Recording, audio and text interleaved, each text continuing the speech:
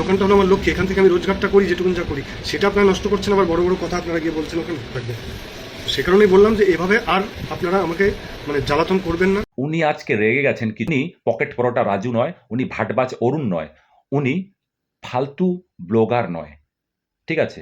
উনি মানুষটা খুবই সাধারণ মানুষ, অনেক আফসোসের সঙ্গে তার জীবন চালাতে, জীবন সংগ্রামে জয়ী হতে, হাল ছেড়ে না দিয়ে, দুঃখ না করে উনি একটা মুদিখানার দোকান খুলেছে, অনেক সুখে শান্তিতে আছে।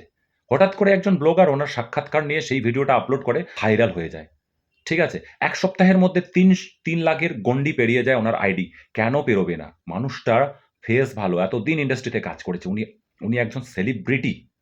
ফেসবুকে যারা আজকে নিজেকে সেলিব্রিটি ভাবছে, তারা সেলিব্রিটি না, তারা ছাপড়ি। আজকে সুরজিৎ সেন দোকান করছে, মানুষ ওনার কাছে ভিডিও করতে যাচ্ছে। আর ভিডিও করতে না দিলে পরে মানুষ খারাপ গালাগাল ওনাকে দিচ্ছে, ওনার নামে ক্রিটিসাইজ করছে। ঠিক আছে?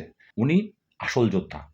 উনি দোকানে বসে আরামসে নিজের পার্সোনাল স্পেস নিয়ে দোকান করছে। হ্যাঁ, ওনার পার্সোনাল স্পেসের দরকার। উনি একজন সেলিব্রিটি।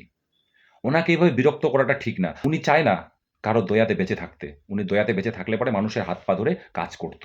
কিন্তু উনি নিজে মুদিখানার দোকান দোকান করে যেহেতু সংগ্রাম করছেন, তো বাকিটা উনি সামলে নিতে পারবেন। আপনাদের লজ্জা নেই না? নিজেকে ব্লগার বলেন। আর উনি যখন না করছেন, তখন আপনারা উনার নামে উল্টাপাল্টা ভিডিও বানাচ্ছেন।